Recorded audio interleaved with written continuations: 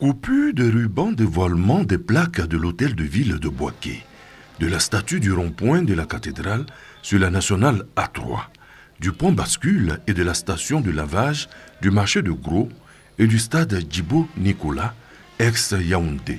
Ces nouvelles infrastructures viennent donner un autre visage à Bouaké. C'est un sentiment de joie pour une œuvre achevée dont va bénéficier la population de Bouaké. Et les infrastructures qui ont été remises aujourd'hui sont des infrastructures très utiles. Ces équipements réalisés dans le cadre du projet d'infrastructure pour le développement urbain et la compétitivité des agglomérations secondaires, PUDUCAS, auront coûté plus de 32 milliards de francs CFA. Les clés sont remises ici au premier magistrat de la commune de Bouaké, le ministre Amadou Koné. Occasion pour le coordonnateur du PUDUCAS de donner les grands axes des différentes interventions dans la capitale de la région de Bouaké. Démarré en 2017, le PUDUCAS a eu pour principal objectif de créer les conditions de compétitivité dans les communes de Bouaké et de San Pedro pour les rendre plus attractives à travers l'amélioration de la performance des infrastructures économiques, l'appui au développement du secteur privé et l'amélioration des institutions, de la réglementation et l'aménagement urbain. Le maire de la commune de Bouaké, le ministre Amadou Koné, exprime la reconnaissance de l'ensemble des populations de la région de Bouaké au président de la République Alassane Ouattara et les engage à prendre soin de ces infrastructures communautaires. Ces infrastructures ne sont pas de simples constructions de béton et d'acier. Elles sont le symbole de notre détermination collective à bâtir une ville moderne, compétitive et prospère. Elles témoignent de notre engagement à créer un environnement favorable au développement économique et social de notre agglomération. L'hôtel de ville est construit sur 4,5 hectares et est composé de 6 niveaux. La statue du rond-point de la cathédrale, la réhabilitation du pont bascule et l'aménagement de la station de lavage au marché de Gros et le stade Djibo Youssouf Nicolas ont été aménagés sur une superficie totale de 14 000 mètres carrés.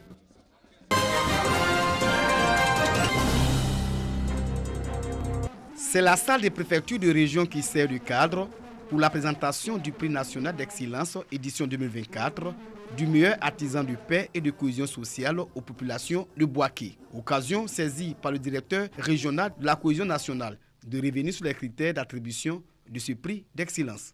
Au niveau local, il y a une commission qui est mise en place, qui réceptionne les dossiers sur instruction du préfet. Le béquet a été primé dans un prix et ce prix a été rapporté par Dr Ambroise Moussou. J'ai été sincèrement encore inspiré par un homme, son excellence M. Alassane Ouattara. Et lorsque, depuis 2020, il a décidé que son mandat actuel soit sous le sceau d'une Côte d'Ivoire solidaire, j'ai alors mené mon combat pour apporter ma modeste contribution à l'édification d'une Côte d'Ivoire solidaire. Le haut patron de la cérémonie, le ministre maire de la commune de Bouaké, Amadou Koné. Son représentant félicite le lauréat pour son prix avant de l'inviter à redoubler d'efforts dans ses œuvres de promotion des valeurs de paix et de cohésion. Le prix national d'excellence consacre l'engagement de l'État de Côte d'Ivoire de promouvoir une société d'excellence. Cette volonté du président de la République Alassane Ouattara passe par la célébration du mérite et du savoir-faire dans les domaines clés des activités socio-économiques et culturelles, comme s'est démarqué Dr Moussou Ambroise.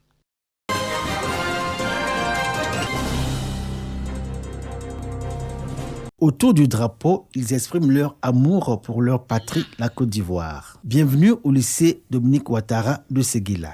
Des élèves enthousiastes en ces premiers jours de rentrée des classes et heureux de retrouver leurs camarades pour aborder la nouvelle année scolaire. Cette année, il y a vraiment eu de l'engouement dès le début.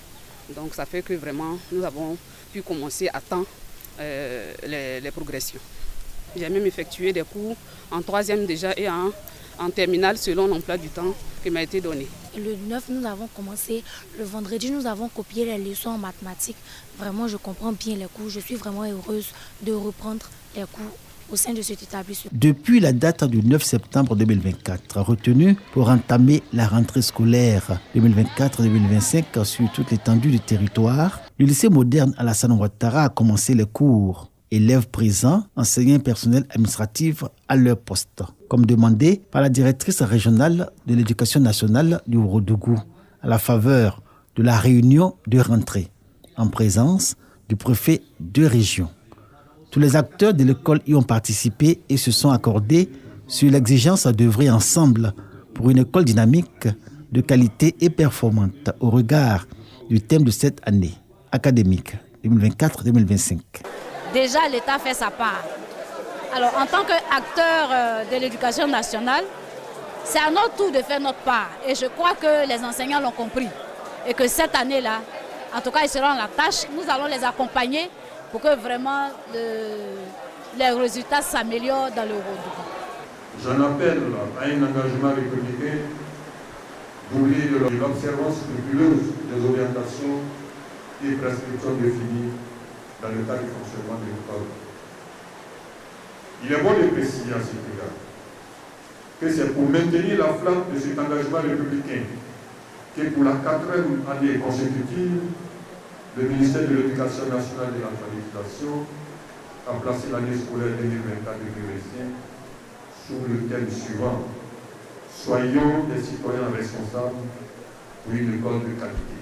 Le préfet de région invite élèves, enseignants et parents à s'approprier le thème de l'année. L'enjeu de cette invitation, relever tous les défis qui se posent à l'école dans le Ourodougou.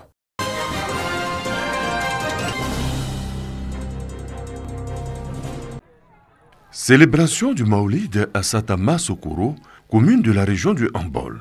La commémoration de la naissance du prophète de l'islam, Mahomet, marquée par des prières et des bénédictions par l'imam central de Bouaké, El Hadj Badiawari Touré. Et cela en prélude à la veillée. La commémoration de la naissance du prophète Mohammed est très importante pour le fidèle musulman, car il est un guide.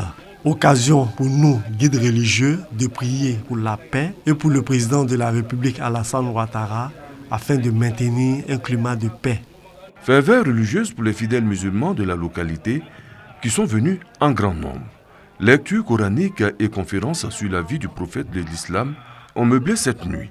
Le prédicateur de la soirée, Ousmane Touré, invite ses coreligionnaires à œuvrer pour la cohésion sociale et le maintien d'un climat de paix des valeurs prônées par Mahomet.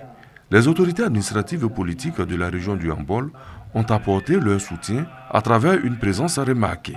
Les représentants du maire de Bouaké, le ministre Amadou Koné, et du ministre d'État, ministre de la Défense Téné Birahima Ouattara, ont également marqué leur présence à cette nuit dédiée au prophète de l'islam. Durant la matinée, le grand imam de Bouaké, El Hadj Badiawari Touré, a procédé à une lecture intégrale du Coran, une sorte de bénédiction pour le président de la République, Alassane Ouattara, et pour la paix partout en Côte d'Ivoire.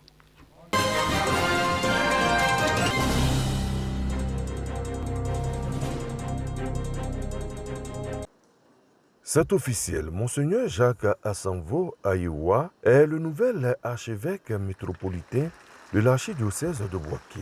Son installation coïncide avec la célébration de la fête de la Croix glorieuse et le 69e anniversaire de la création de l'archidiocèse de Bouaké.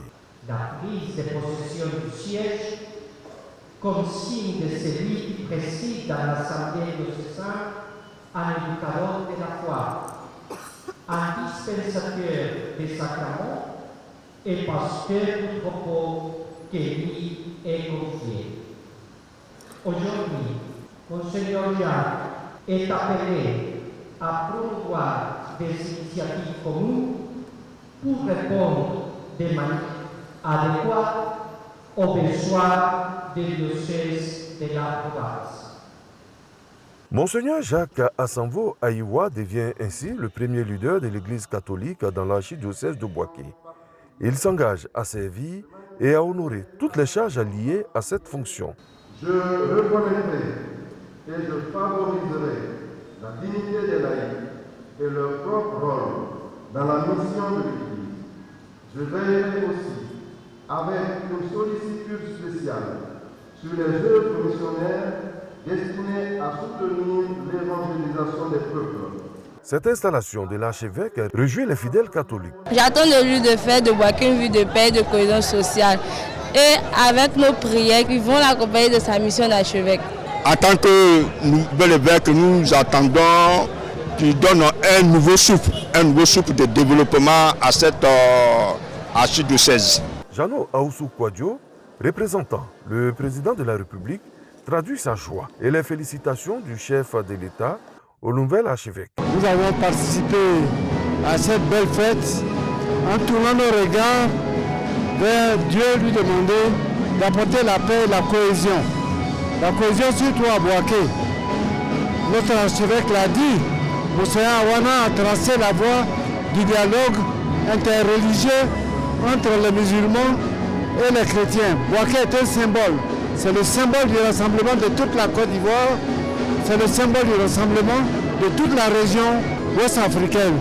Donc c'est très important. Le président de la République attache du prix à Bouaké, à tout ce qui se passe à Bouaké. Monseigneur Jacques Assanvo Aïwa a été nommé archevêque métropolitain de Bouaké le 25 juillet 2024 par le pape François. Il était auparavant évêque auxiliaire depuis 2020 auprès de Monseigneur Paul Simeon Awana Djuro, décédé en février 2024.